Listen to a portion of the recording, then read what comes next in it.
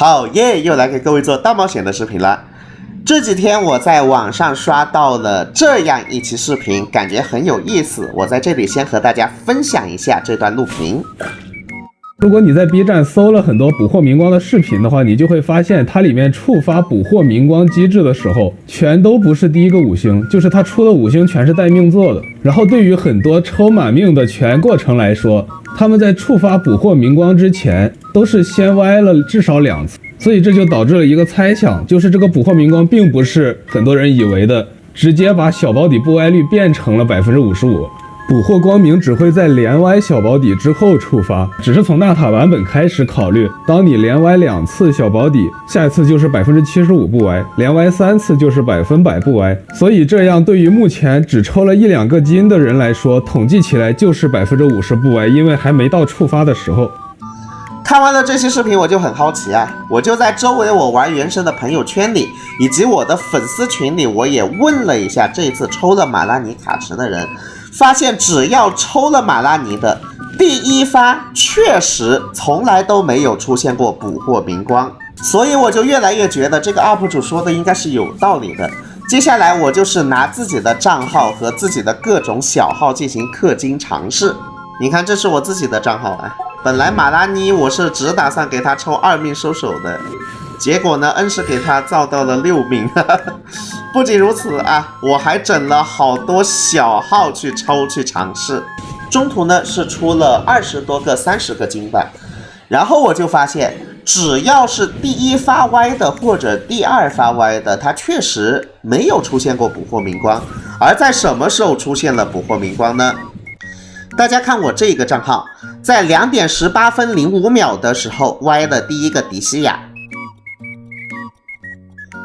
然后在2点18分55秒的时候大保底出了马拉尼，这时我们歪了第1次，然后在2点19分17秒的时候我们歪了第2次迪卢克，在2点20分03秒的时候我们大保底出了马拉尼，然后我冲了几分钟前，在2点26分38秒的时候我们歪了第3个克勤，2点28分55秒大保底出了第3个马拉尼，这是当时的一个实际录屏啊，大家也可以参考一下。如果那一位 UP 主大大他的结论是正确的话，那接下来我再歪的话，这一次歪肯定100%会出捕获明光。那么我出了吗？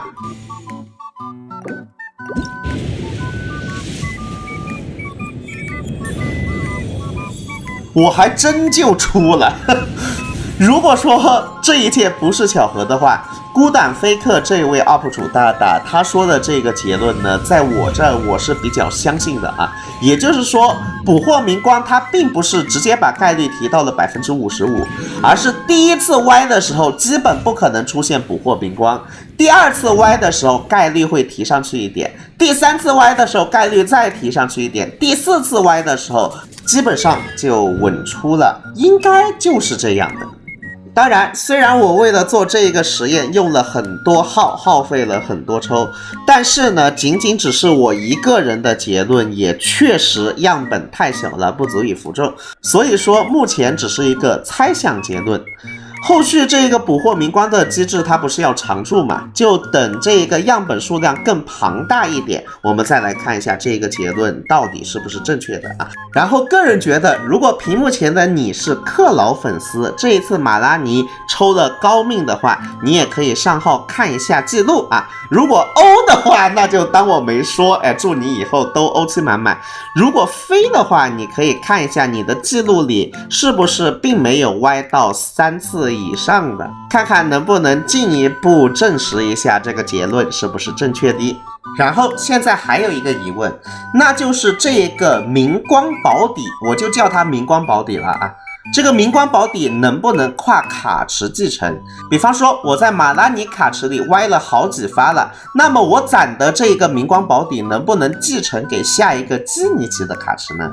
如果能继承给下一个基尼奇的卡池，那这个明光保底就是对那种经常连歪的飞球有用。如果不能继承给基尼奇的卡池，那它就只能对克劳有用了。当然，本期视频呢仅仅只是一个猜想，猜想的过程中多提供一个样本数据，仅此而已。最后我还是要祝大家欧气满满，身体健康，尽量能不歪就不歪啊，尽量不要看见那个明光保底啊！再见。